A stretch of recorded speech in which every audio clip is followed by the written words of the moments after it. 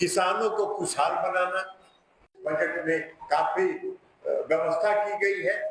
10,000 करोड़ रुपए 10,000 करोड़ रुपए का फंड इस बजट में एमएसएमई को, स्टार्टअप्स को खड़ा करने के लिए 10,000 करोड़ का फंड नामांकित किया गया है। मुंगेर के एयरपोर्ट के जो रनवे का विस्तार है, रनवे के विस्तार का कहीं स्कोप नहीं है, दोनों तरफ में कहीं स्कोप नहीं है। तो इसलिए अभी यह आकलन किया जा रहा है कि मुंगेर का जो रनवे है उसमें जहाज उतर सकता है कि नहीं उतर सकता है, और उतर सकता है तो कितना सीटर जहाज उतर सकता है, इस पर अभी आकलन किया जा रहा है। एक बात आपको बता देना चाहते हैं जो महत्वपूर्ण है, मुंगेर से संबंधित है। जमालपुर रेल कारखाना एक मुंगेर का धरोहर, और हमने पिछले कई महीनों से रेल मंत्री जी से आग्रह किया था। एक तो पहले यहाँ से जो DLW था उसको ट्रांसफर करके ELW में दूसरे जगह भेजा जा रहा था, तो हमने जब उसका बर्बाद की तो वो रुक गया। अब मैंने रेल मंत्री जी से आग्रह किया कि आप जमालपुर चल के और जमालपुर के कारखाना का निरीक्षण करके उसको कैसे और रेलवे के हित में उपयोग करके उसको आप विकसित कर सकते हैं, इस पर निर्णय कीजिए। रेल मंत्री जी का कहना था कि हम जब जाएंगे तो हम तो घोषणा न करेंगे कि क्या करना है, उसके पहले हमको एक टीम भेजने दीजिए। हम टीम भेज के वहां का पूरा आकलन करवा लेते हैं और उस टीम से हम फीडबैक ले लेते हैं, और फिर वहां क्या क्या विकसित किया जा सकता है उस पर हम निर्णय करके आपसे चर्चा करेंगे, और आपसे चर्चा करने के बाद फिर आपके साथ हम जमालपुर चलेंगे और वहां उसकी घोषणा करेंगे। तो अभी 10 मार्च से बजट सेशन शुरू हो रहा है, इसके पहले वो फीडबैक ले लेंगे, फिर हम उनसे चर्चा करके, और हम समझते हैं कि बजट समाप्ति के बाद एक दिन प्रोग्राम बना के हम उनको जमालपुर कारखाना दिखाने के लिए लाएंगे, और जमालपुर कारखाना को देखने के बाद, फीडबैक लेने के बाद जमालपुर कारखाना को विकसित करने के लिए जो भी संभव होगा हम लोग उस दिशा में करेंगे। जो स्किल्ड लेबर है, स्किल्ड लेबर का निर्माण कर, तो ये 5 लक्ष्यों के आधार पर इस देश के बजट का निर्माण हुआ है, और आदरणीय वित्त मंत्री जी ने इस साल 28 फरवरी को बजट पेश किया। एक फरवरी को उन्होंने इस देश का बजट पेश किया। अब विकास में जो तेजी लाने वाला बजट है उसमें जो जिन चीजों को ध्यान में रखा गया है उसमें है समावेशी विकास, समाज के हर तबके का विकास हो, समाज के हर वर्ग का विकास हो। निजी क्षेत्र में जो प्राइवेट सेक्टर में इन्वेस्टमेंट को कैसे बढ़ाया जाए, घरेलू जो भावना है, मनोभाव को कैसे उसमें उल्लास भर के देश के विकास में उनका योगदान लिया जाए। इसके अलावा जो पूरा लक्ष्य है उसमें है कि इस देशवासियों के मन में देश के प्रति प्रेम का भाव पैदा करना और विकसित राष्ट्र बनाने के प्रति उनके समर्पण को उत्साहित करना। अब इसके अलावा जो सबसे बड़ा इस देश का की जो अर्थव्यवस्था की रीढ़ है वो है कृषि। अब कृषि में जो किसान को अगर मदद नहीं मिलेगी तो कृषि का उत्पादन नहीं होगा। तो कृषि को के उत्पादन को बढ़ाने के लिए जो किसान क्रेडिट कार्ड की सीमा है 3 लाख से बढ़ाकर 5 लाख कर दी गई। इस देश में हम अभी दलहन जो है, दलहन हम आयात करते हैं, हम दलहन के मामले में आत्मनिर्भर नहीं है। दलहन में यह देश आत्मनिर्भर कैसे बने, इसके लिए 6 वर्ष की योजना तैयार की गई है ताकि 6 वर्ष के अंदर में हम देश को दलहन के मामले में आत्मनिर्भर बना सके। जो रोजगार पैदा करने की बात है, जो नौजवानों में रोजगार पैदा करने की बात है, क्योंकि रोजगार की बात लोग करते हैं और विपक्ष के लोग रोजगार को मतलब सिर्फ सरकारी नौकरी से जोड़ते हैं। सरकारी नौकरी सिर्फ रोजगार नहीं होता, रोजगार सरकारी नौकरी में जितनी रिक्तियां होती है उस पर नियुक्ति होती है, लेकिन जो बेरोजगार नौजवान हैं उनको प्रोत्साहित करके, उनको समर्थन करके जो स्टार्टअप्स में, उद्योग धंधे में कैसे उनको खड़ा किया जा सके ताकि वो खुद भी रोजगार प्राप्त कर सके और अपने नए स्टार्टअप्स में कई नौजवानों को वो रोजगार दे सके। तो रोजगार बढ़ाने का एक चेन है एमएसएमई। एमएसएमई को बजट सरकार ने पेश किया है, उस पर चर्चा करने के लिए हमने आप लोगों को आमंत्रित किया है।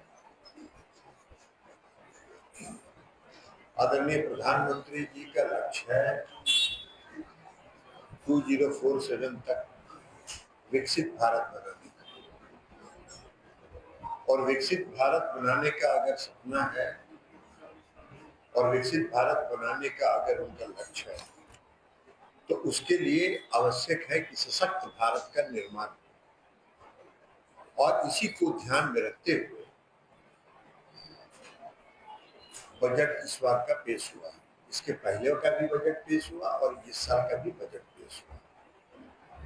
ये साल का जो बजट है वो 140 करोड़ जो देशवासी हैं उनकी जो आकांक्षा है, उन आकांक्षाओं को ध्यान में रखते हुए बजट बनाया गया और बजट पेश हुआ। और आदरणीय प्रधानमंत्री जी का जो लगातार प्रयास रहा है उसी का परिणाम है कि आज हम अर्थव्यवस्था में विश्व में 5वें स्थान पर हैं, और प्रधानमंत्री जी का लक्ष्य है कि हम 2029 तक अर्थव्यवस्था को विश्व में 3रे स्थान पर पहुंचाने का काम है। और हमारी अर्थव्यवस्था का ही एक ऐसा कारण है कि आज पूरे दुनिया का हर देश भारत की तरफ नजर उठा के देखता है कि भारत किस तरह प्रगति कर रहा है। हमारे जो प्रधानमंत्री जी का और देश का जो रिफॉर्म्स है, सुधार के जो कार्यक्रम है, उस सुधार के कार्यक्रम का परिणाम है कि हम 5वें अर्थव्यवस्था पर पहुंचे हैं, और पूरा देश, पूरा दुनिया, माफ कीजिएगा, पूरी दुनिया आज प्रधानमंत्री जी के जो सुधार के कार्यक्रम है उस पर उनका ध्यान केंद्रित है। प्रधानमंत्री जी ने 5 लक्ष्य को आधार बनाकर इस बार बजट पेश किया है। पहला उनका आधार है, जो लक्ष्य है उसका गरीबी, शून्य गरीबी। दूसरा 100% गुणवत्तापूर्ण शिक्षा। तीसरा है आर्थिक गतिविधियों में कम से कम 70% महिलाओं की भागीदारी, तभी महिला सशक्तिकरण का, और जो 50% की जो आबादी है पूरी दुनिया में उसको ताकत मिल सके। किसानों को खुशहाल बनाना, बजट में काफी व्यवस्था की गई है। 10,000 करोड़ रुपए, 10,000 करोड़ रुपए का फंड इस बजट में एमएसएमई को, स्टार्टअप्स को खड़ा करने के लिए 10,000 करोड़ का फंड नामांकित किया गया है। आयकर की सीमा में मैंने आपको बताया कि 12 लाख तक की छूट दी है। उसके बाद सिर्फ 12 लाख तक की छूट आयकर की सीमा में नहीं दी है। जो 70 साल से बड़े हैं सीनियर सिटीजन्स के भी जो ब्याज आता है, उनके ब्याज पर भी जो टैक्स लगता था उसमें भी 12 लाख रुपए तक की छूट दी गई। इसके अलावा बिहार के लिए भी आप देखिए, अब अगर पूरे देश में विकास हो रहा है तो बिहार जब तक विकसित नहीं होगा तब तक तो देश विकसित नहीं हो सकता। तो बिहार के विकास के लिए मखाना बोर्ड का गठन हुआ है।